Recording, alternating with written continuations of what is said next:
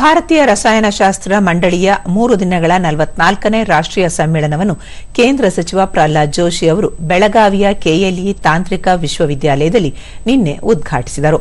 ಈ ವೇಳೆ ವಿಶ್ವವಿದ್ಯಾಲಯದ ಕುಲಪತಿ ಪ್ರೊಫೆಸರ್ ಅಶೋಕ್ ಶೆಟ್ಟರ್, ಉಪಕುಲಪತಿ ಪ್ರೊಫೆಸರ್ ಪ್ರಕಾಶ್ ತೇವಾರಿ, ಭಾರತೀಯ ರಸಾಯನಶಾಸ್ತ್ರ ಮಂಡಳಿಯ ಖಜಾಂಚಿ ಪ್ರೊಫೆಸರ್ ಮನೋಜ್ ಕುಮಾರ್ ರಾವತ್, ಸಮ್ಮೇಳನದ ಸಂಯೋಜಕ ನಾಗರಾಜ್ ಪಿ ಶೆಟ್ಟಿ ಸೇರಿದಂತೆ ಮತ್ತಿತರರು ಉಪಸ್ಥಿತರಿದ್ದರು.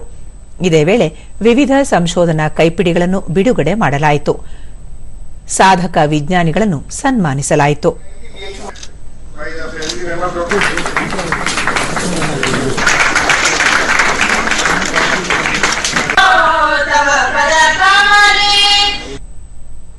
ಬಳಿಕ ಪ್ರಹ್ಲಾದ್ ಜೋಶಿ ಜಾಗತಿಕವಾಗಿ ಹರಡಿದ್ದ ಮಾರಕ ಕೋವಿಡ್ ಸೋಂಕನ್ನು ನಿರ್ಮೂಲನೆ ಮಾಡುವಲ್ಲಿ ದೇಶದ ವಿಜ್ಞಾನಿಗಳ ಪಾತ್ರ ಶ್ಲಾಘನೀಯ, ವಿಜ್ಞಾನ ಮತ್ತು ತಂತ್ರಜ್ಞಾನವು ಸಂಕಷ್ಟಕ್ಕೆ ಪರಿಹಾರ ಒದಗಿಸುವಲ್ಲಿ ಪ್ರಮುಖ ಪಾತ್ರ ವಹಿಸಿವೆ.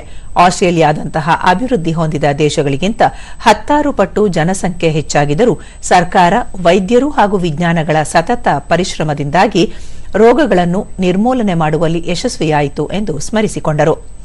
ಭಾರತ ವೇಗವಾಗಿ ಬೆಳೆಯುತ್ತಿರುವ ಆರ್ಥಿಕತೆಯಾಗಿದ್ದು, ವಿಜ್ಞಾನ ಕ್ಷೇತ್ರದಲ್ಲೂ ಜಾಗತಿಕವಾಗಿ ಮಹತ್ವದ ಹೆಜ್ಜೆ ಗುರುತು ಮೂಡಿಸಿದೆ.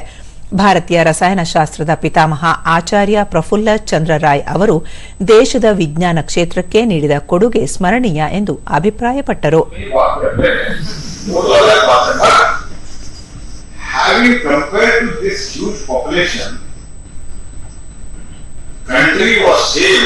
Because of your best effort that I could save very fast.